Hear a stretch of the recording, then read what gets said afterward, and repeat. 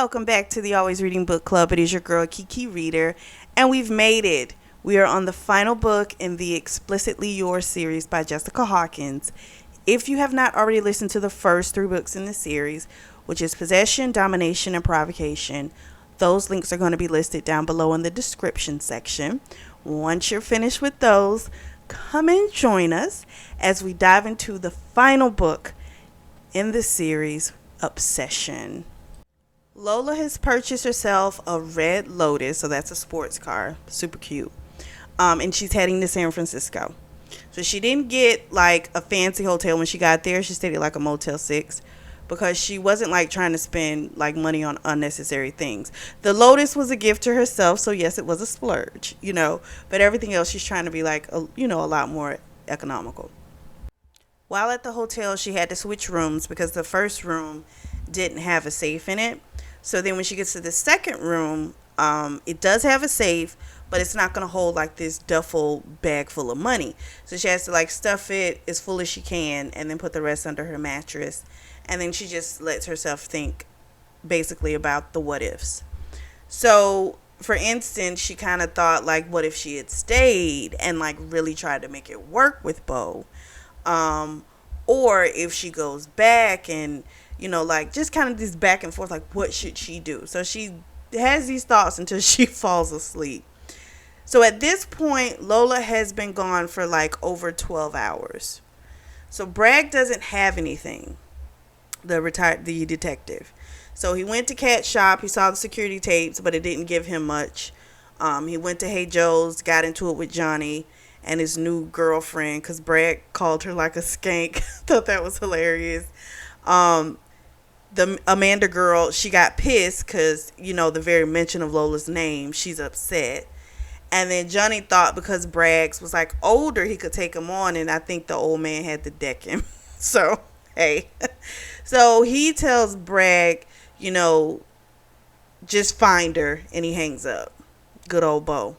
So he leaves the office and he sees a woman on the street that he thinks is Lola because she has like the black hair, and the, olive, pale, whatever looking type of skin. And it's not. It's a model who's doing a video shoot in the street. So he also keeps thinking about all the late nights that he had pulled working and feeling like, what if he had, made more time for her and if it would have made a difference. Now, I will say this. I do, you definitely have to have balance, right? But I also think like when you're dealing with people that do a certain type of job, they're going to be gone a lot more. It's not going to be a very 9 to 5, I'm done, right? It takes a little more. And that's the part where I kind of get a little with people, because it's like, okay, if you need that much time with someone, then you need to find someone who can work those kind of hours, but you're not going to get that same type of money. And if you're okay with that, then that's cool because the time is what you really need. And Lola's one of those people, I think, honestly, she doesn't care about money like that. So for her, she really means that. Like, she really would prefer your time than you buying her shit, right? But I'm just kind of like, sometimes with that, I'm kind of give people a break a little bit, like, I don't know. You can't really treat it like it's a basic job because he's running a fucking corporation, like a whole fucking business. Like, yes, he should have people in place that can handle things for him, but he's also a control freak. So I feel like you got to give him time. Like, it's only be a matter of weeks. Like, you got to give people time to kind of adjust to like, okay, there's now this person in my life, whereas I might, instead of, leaving for work 8 a.m. and coming home at 9, 10 o'clock at night, maybe I can scale it back a little bit, but you have to give people time to do that. You got to think he's been working like this for years, like for over 10 years. So I kind of feel like give a person an opportunity to change it instead of feeling so much like, oh, he doesn't care, he just wants to work. I'm just like, that kind of annoyed me a little bit with her. But then again, she is one of those type of people, she just prefers your time. She doesn't really care about the money, and she was kind of used to being around Johnny all the time. Now that to me seems like suffocation. To be honest, that's just, I'm being honest. It just seems like what they had, like they were always together. She was never apart from him. They worked together, their days off, they were together. Like there was no real me time except for when she went and did the deed and he went to work and let her stay home. You know what I mean? Other than that, she was like stuck to him. I don't know. That's just too much. You kind of need to have your, time to yourself. That was my rant. Okay. So the next day in San Francisco, she like walks around, takes pictures. Of course, she got a good one of the Golden Gate Bridge, which was so memory lane for me because I've been there. It was so awesome. Then she heads to Salt Lake City and gets a room. And again, she allows herself to think of Beau, but she also is thinking, she needed to keep as much distance from him as possible, because it seems like she feels like the further away or as much distance as she can put between them, the stronger she feels. It's not true, but that's kind of her mindset right now. So Beau's having a conversation with Bragg, but he still has nothing. Beau has him check, hospitals, jails. Beau goes to the diner, Lucky Egg, to talk to Dina. Is it Dina? It's either Dina or Dina. We'll say Dina. Dina, who's Lola's mom. He asks her about her, of course. She's like, why are you asking me? Does she owe you some money? And he's like, no, I'm just an old friend. So she's like, well, it couldn't be from Hey Joe, so it's got to be from the strip club. So she still thinks that Lola's with Johnny. And that makes Beau realize, shit, she knows even less than he does. And that's sad, because that's her mom. But if you're a piss poor parent, that's your fault too. But anyway, I digress. So he tells her, he'll pay her for her time. And it's just like, that's his automatic go-to. Because it seems like if I give people money, I can get what I need from them. So that's that's his go-to. So he asks her some questions.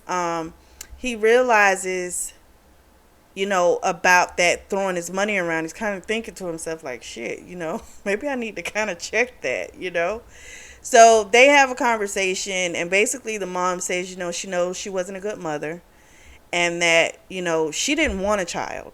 The father wanted the child, and then split when stuff got hard. So he wanted the fun parts of having a kid, but not like the responsibility of it. And he left her with it.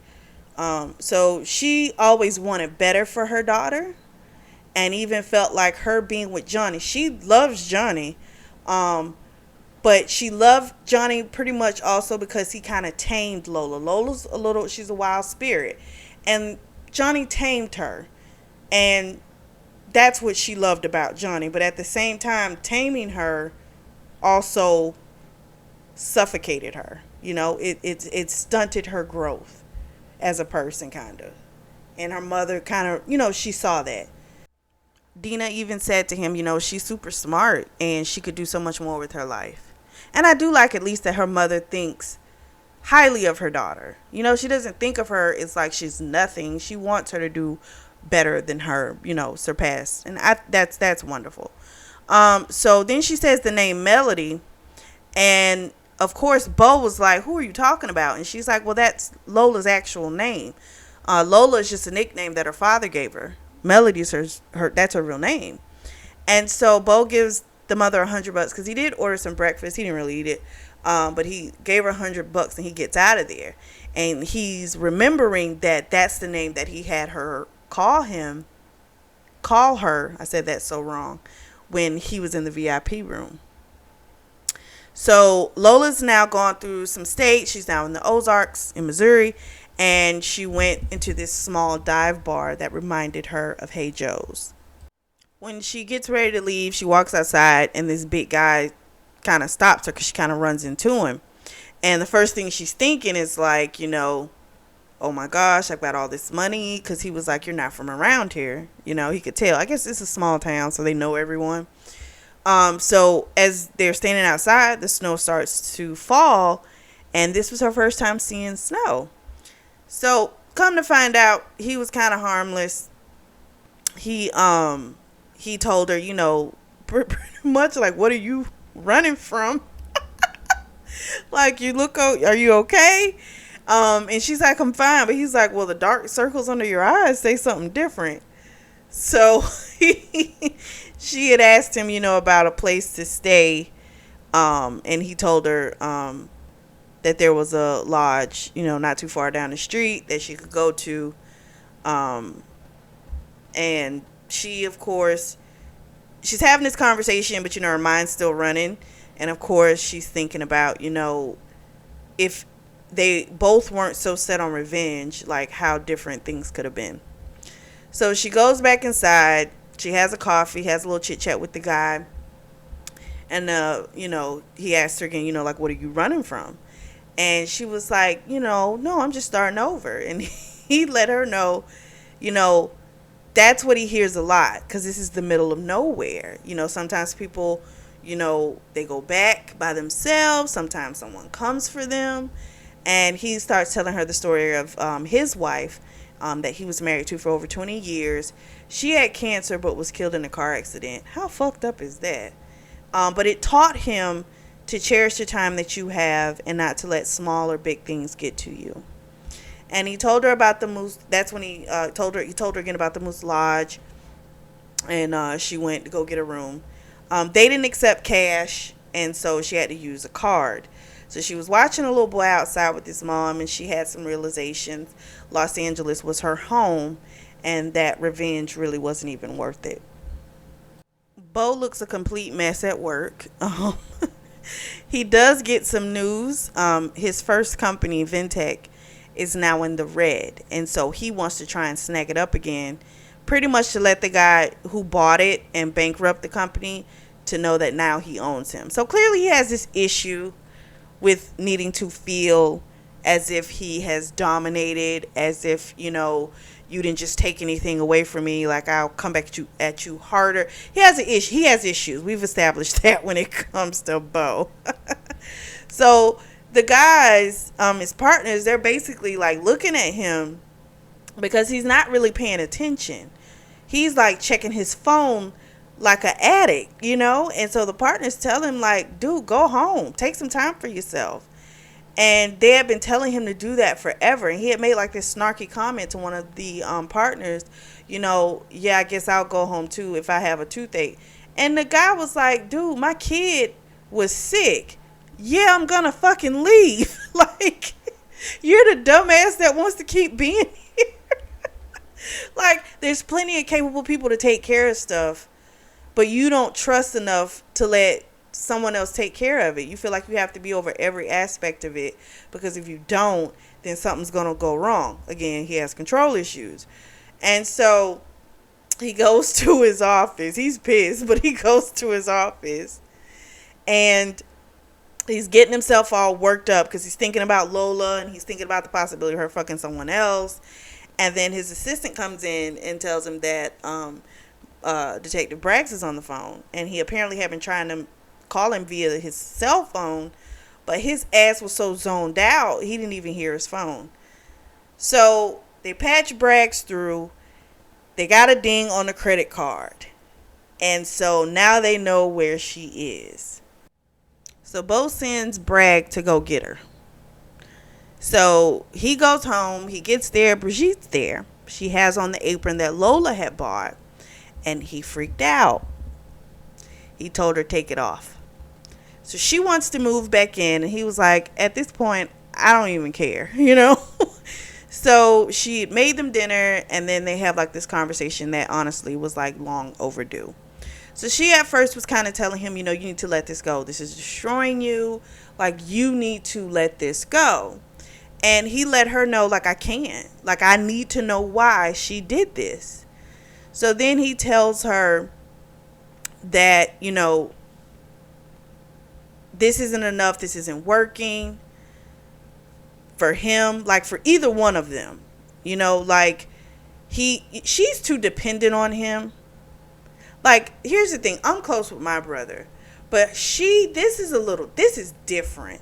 This is a total dependency. Like, she clings to him like he's supposed to make all this time for her and all this other stuff. I kind of feel like it's not a brotherly type of love. I don't know. I just don't believe that. I think this is something else. It's gotta be. I don't know if she can't recognize it just yet and she's just holding on to the thought process this is about family, but I don't know. I just think this is something else. Beau tells her, you have someone that cares about you, because she was screaming and hollering like, you don't care about me. He's like, you have someone that cares about you. I noticed Warner. I see how he looks at you. And he was like, if you would just stop and look, you'd see it yourself. So she in turn tells him, well, if Lola's what makes you happy, then you need to go after her and not send someone to go get her. So he flies into Dallas and then he drives to Missouri. So he, called Bragg's off. He's going to go get her. So he gets there. He tried to talk, them into giving her room information. He even kept saying like she was his wife and, he wanted to surprise her. It was their anniversary and they thought, they weren't going to be able to be together. And it's this big surprise. So eventually he finds out that she checked out earlier that day. So he has to stay at this motel. And of course, it's not comfortable for him. He's used to the finer things. Lola's ass is now in New Orleans. So she's having a beignet, which I had one of those in San Francisco. And that was so freaking good. So I can only imagine what it tastes like in New Orleans. So she had a little conversation with a guy that was in the I don't know, little restaurant, cafe type of place. And he offered to take her around to sightsee and she declined. And he was like, oh, like, what's the problem? She's like, no, it's no problem. I'll go look around myself. So he gave her a few places to go see, but he did pay for her tab. And he told her, just enjoy the sight. So she goes outside to have a cigarette. And guess what? Old girl feels nauseous. So she immediately remembers that cigarettes made her mom sick when she was pregnant. So Lola has a flashback. And we find out that those, I think it was like 3 weeks or so, the few weeks that she was in Beau's home, she didn't go the whole time with no fucking. Okay? That night, maybe the third or fourth night she was there, she caved in. He was watching her while she was in the bathroom, and like before she knew it, old boy had slipped it in and fucked her hard from behind. So she came hard and he did too.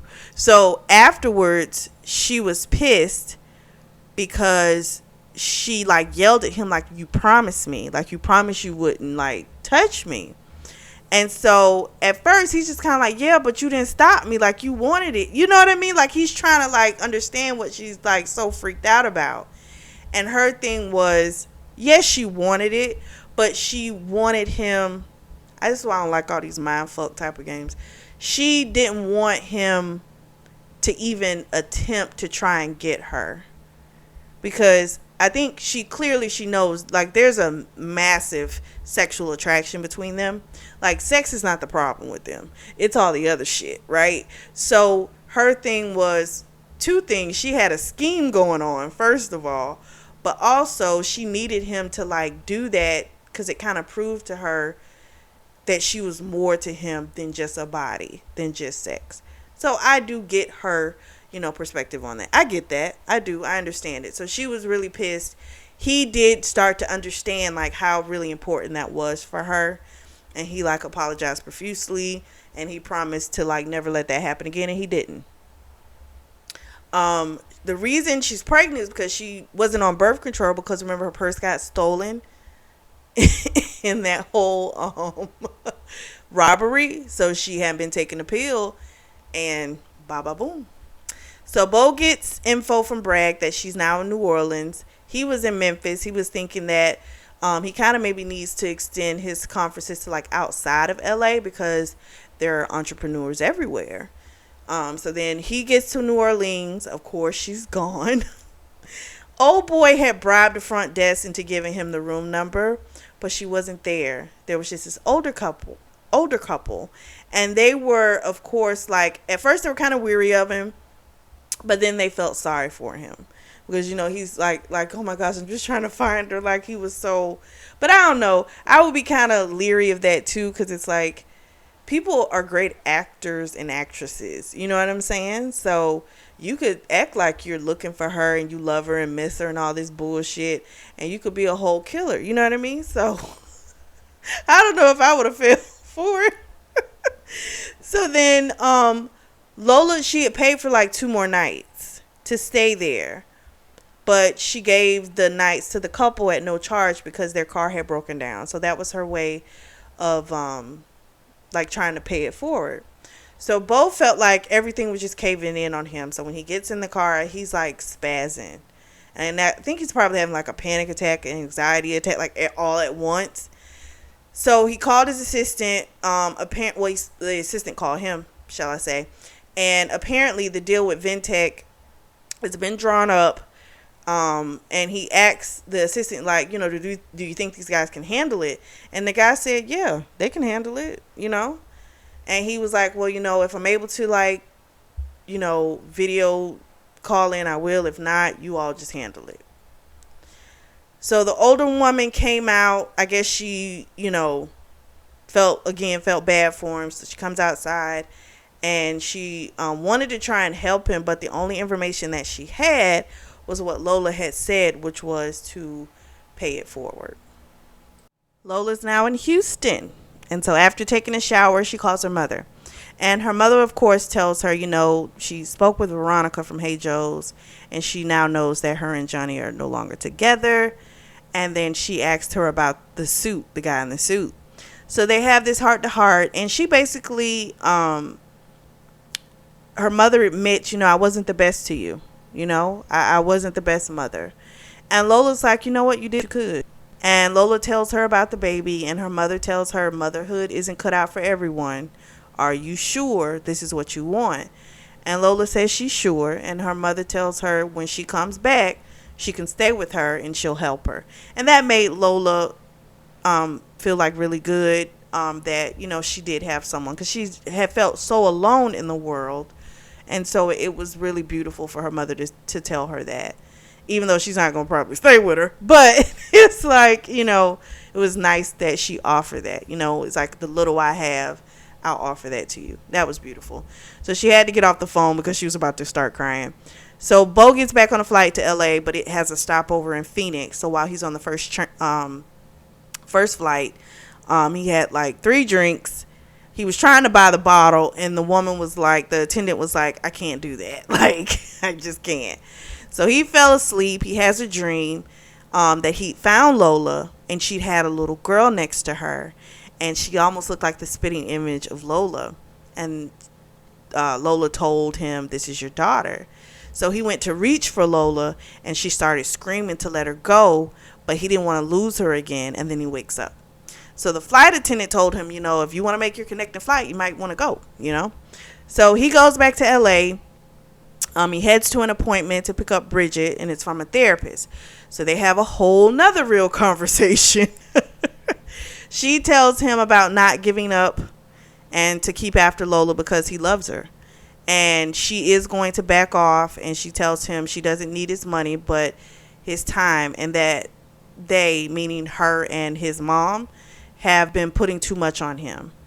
And before they went to the appointment, Beau had a conversation with Warner about Brigitte, and Warner admits he loves her.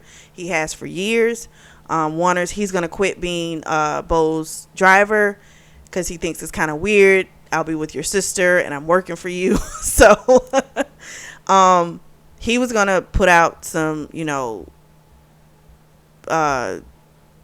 basically try and find another job.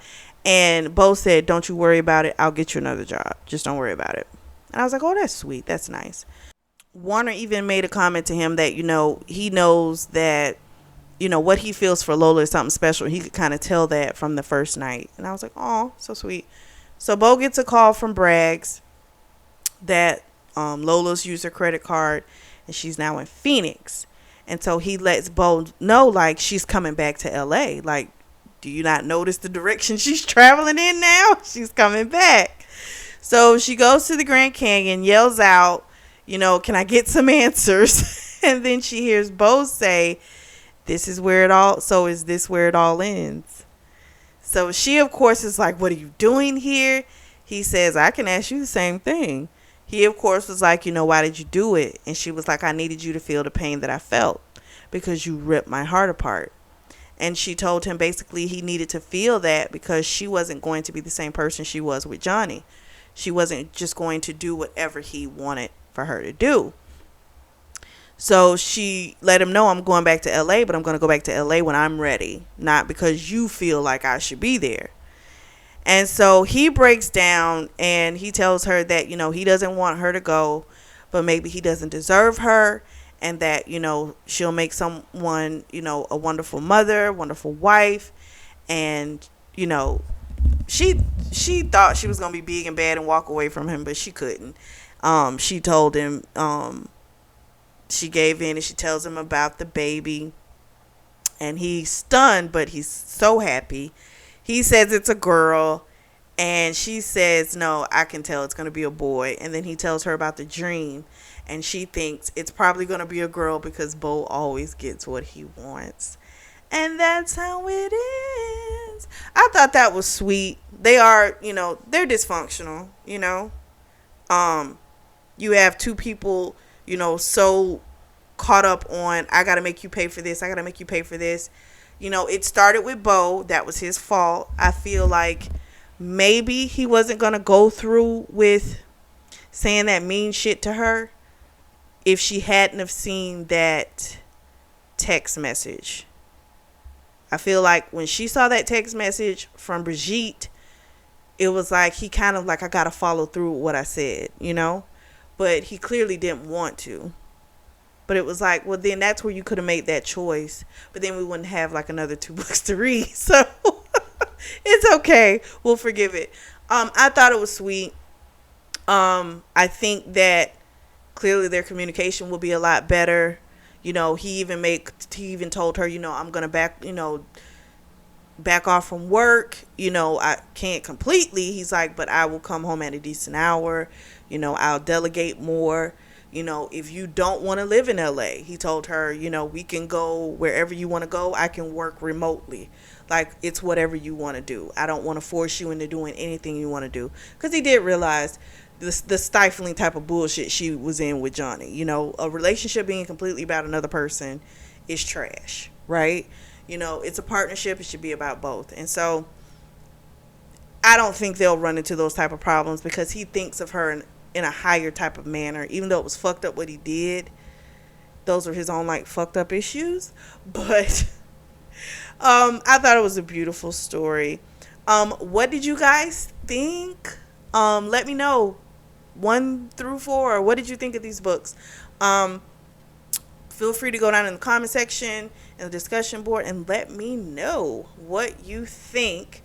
I don't know. We might do a one and done next week. We might jump into another series. I'm not sure. I haven't made up my mind yet. Make sure you like and subscribe. If you're in the market for a beautiful notebook or journal, I do have those on sale as well. And I have that link below in the description section. As always, I truly do thank you for your support. And thank you for tuning in to the Always Reading Book Club.